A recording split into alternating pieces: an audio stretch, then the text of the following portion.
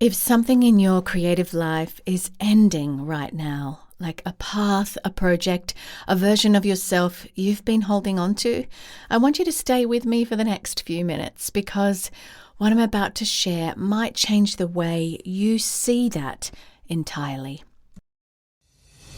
Welcome to the Healthy, Wealthy, Wise Artist podcast, where artists of all kinds come to fuel their passion, sharpen their skills, and thrive in their creative lives. I'm your host, Lara life and creativity coach and fellow artist, here to support you on your artistic journey. Whether you're a performer, writer, visual artist, or any kind of artist, this is the space for real talk, practical advice, and inspiring stories. Subscribe and join us each week for more inspiration and actionable insights to fuel your artistry. Let's dive in and get inspired. Hey there, welcome back to Healthy, Wealthy, Wise Artist. I'm Lara, life and creativity coach, performer, and author. And this is a space where we get honest about what it actually takes to build a creative life that lasts.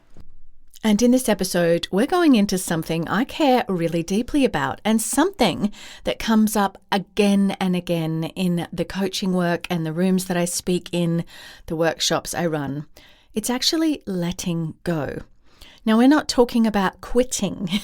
We're not talking about giving up, not throwing in the towel on your dreams, but letting go with the clarity and intention to let go as an act of creative maturity. Because so many artists that I work with are actually really stuck, not because they're in some way not talented, and not because the opportunities aren't there for them personally, but because they don't know how to end something without feeling like they've failed. And the confusion that comes with that, circling that place, goes on sometimes year after year. So let's talk about it. The trap. That's a fun word, isn't it? Here's what I see, and honestly, it's something that I've lived to. You reach a point where something no longer fits, like a goal you set years ago or a creative direction that made sense back then, but doesn't quite reflect who you are now. A version of success that belonged to you, a younger version of you maybe. And instead of pausing and getting honest with yourself, you grip tighter because somewhere along the way, most of us absorbed this belief that if I let go, it means I failed. It means I wasted time. It means I'm not the artist I said I was. So you stay. You keep pushing in a direction that no longer serves you and is draining you. You perform the identity instead of living from it. I spoke with an artist after a speaking event recently who had been pursuing the same version of her career for years. The same auditions, the same benchmarks, the same relentless internal pressure. She was exhausted. And when she finally slowed down together with me and we got honest just for a moment about where she was at, she realized something really important. She didn't actually want the version of her career anymore.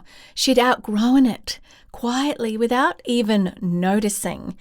But she had no idea how to stop without feeling like a whole identity collapse. That's actually a big trap that many are in that they don't realize. And it's one of the most common things that I see in the coaching office, and sometimes one of the most painful when it's not left as something you've recognized within yourself. Here's why. There's a concept in psychology called sunk cost bias.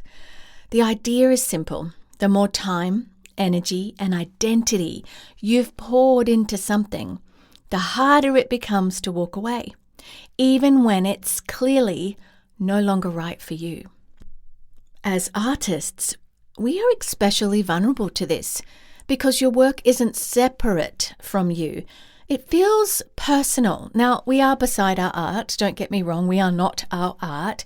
But because so much of what we do comes from within us, like a dancer's body is the art, or a writer is using their hand to write something and maybe using some of their own personal life experiences, or an actor is embodying the words and using their own emotional memory, those sorts of things. It does feel very personal. The singer who wrote the song, that was their life story.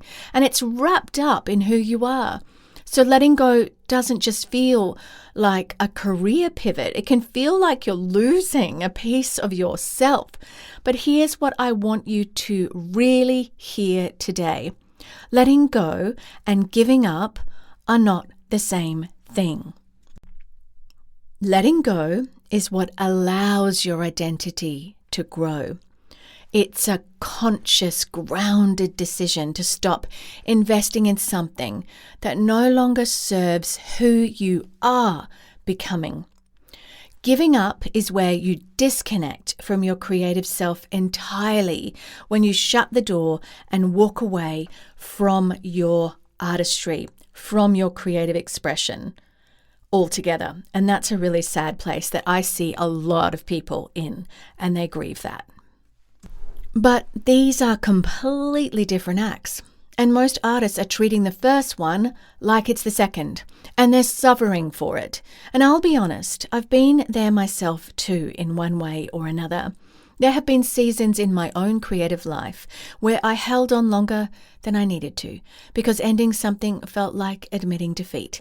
It took time and a lot of honest reflection to understand that releasing something with clarity and mental focus and clear direction as to what do I really want is actually an act of strength. It's not weakness. And that's really at the heart of why I wrote the book Audacious Artistry, Reclaim Your Creative Identity and Thrive in a Saturated World, published traditionally by Collective Inc. The whole book is grounded in this idea that a strong creative identity isn't about just doing more or holding on harder to our dreams and all of that kind of stuff. It's about knowing who you are well enough to make clear decisions about your creative life and having the creative brief framework, which is in the book, for the days where you'd feel like, I don't know how to move forward, even the hard days. And that brief was written from my 30 years of walking this out in the industry and all different places around the world. And if that resonates, you can find it at larabiancapilcha.com/book. So let me offer you a different lens. Creative lives have hard seasons, and they have seasons in general. Think of winter, summer, autumn or fall, spring. They have legitimate seasons, just like a natural world. There are seasons of building, seasons of expanding. There are seasons of putting your work into the world and having that beautiful, high, wonderful experience like summer break in a really big and visible way.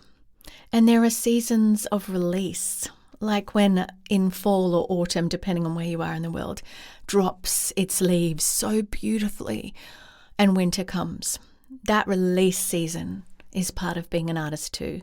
Not because something went wrong, but because you've grown as a person, you've grown as an artist, just as a human beyond it, because your creative identity has evolved and what you're holding on to belongs to an older version of you.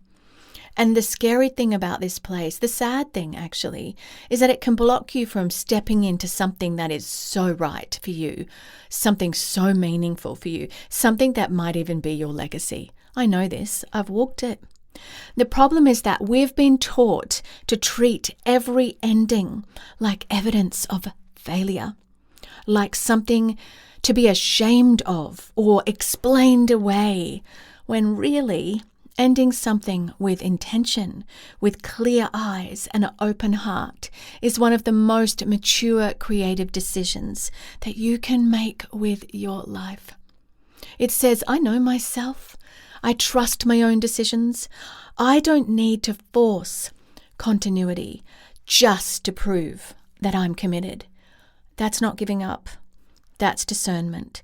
And discernment is something that deepens the longer you are in this work and the longer you allow yourself to reflect and to heal. And healing is something really important too. It's like if you look at that beautiful winter, summer, autumn, fall, spring, all of the seasons. There are times in the year where my husband goes out the front and he prunes the fruit trees. I never thought I would actually, as an aside, use a gardening metaphor. I always felt like, oh, that must mean that I'm so grown up. But my husband does that because it means that when the winter's over, that it will bear more fruit when it comes to the right season. I don't know which one that is, probably spring, where it starts to grow fruit again. But without that pruning that he does, the tree doesn't do it to itself, he does it. Without that pruning, it doesn't bear as much fruit. Don't hustle against the natural seasons as an artist. Allow yourself to move through them. You're going to be a lot happier if you do. But if you are in one of those seasons right now where things feel a little unclear or stuck, I created something that might help.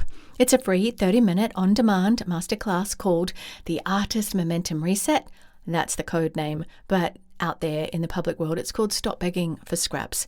Because honestly, I felt like I spent so many of my years as an artist begging for an opportunity and a green light and someone to say yes to me, and realizing I don't want to beg for scraps. So there's no scheduling with this class. There's no pressure, just something practical that you can drop into whenever you want with a pen and paper, because there's some reflective questions in there. And you can find it at larabiancapilcher.com/masterclass, and just sit for 30 minutes and do some reflection. And it might even lead or open the door to more reflection. So have some paper ready, because if that starts to come out and you notice, wow, there are some things that I'm chasing that are from an old season, write it down, because you do need to grieve the version of something sometimes that is holding you stuck to it, so that you can move forward into the beautiful new season that awaits you with more fruit. Now, before you go, I want to leave something with you, the Creative Spark Challenge that I do in every episode. Ask yourself honestly, what am I holding on to that no longer reflects who I am as an artist right now? Not who I was 2 years ago or 5 years ago or 10 years ago. Not who I think I should be by now because I scrolled social media and saw someone else doing what I wish was my life. But who am I actually today? What do I really want? And then gently ask yourself, if I released that, what might become possible? You don't have to have the answer immediately. Just let that question kind of breathe within you. Thank you so much for being here today. And if this episode landed for you, sharing it with another artist is honestly one of the kindest things you can do. So many people are sitting with this quiet grief and they don't have the language for it yet. And if you haven't already, follow the show, meaning that you won't miss an episode that comes out every week. We go into this deep space every week with this creativity and life coaching and education. And you're not lost. I want you to know that. And you're not behind. You might just be at the beginning of a new season. And those can be the most important ones of all. I know that. I've walked it. And you know something else? If the relationship and emotional side of your life is something you're also navigating, my husband Andrew and I have a separate podcast called Marriage, Intimacy and Healing that goes into all of the beauty of that side of life, because we really are about building a beautiful, holistic life, creatively, relationally, with the same honesty and care that I put into this podcast. It's a different space, but it's just as close to my heart. You can find it at either going to the website andrewandlara.com or Marriage, Intimacy and Healing, wherever you listen to podcasts. So take good care of yourself. I'm with you on the journey, and I'll see you next week. Bye for now. Thank you for tuning in to the Healthy, Wealthy, Wise Artist podcast. If you enjoyed today's episode, don't forget to subscribe so you'll never miss an inspiring conversation or actionable insight. You can read the show notes and learn more at larabiancapilcher.com. And be sure to share this episode with fellow artists who could use a little extra inspiration. Until next time, keep creating, stay audacious, and remember, your artistry matters.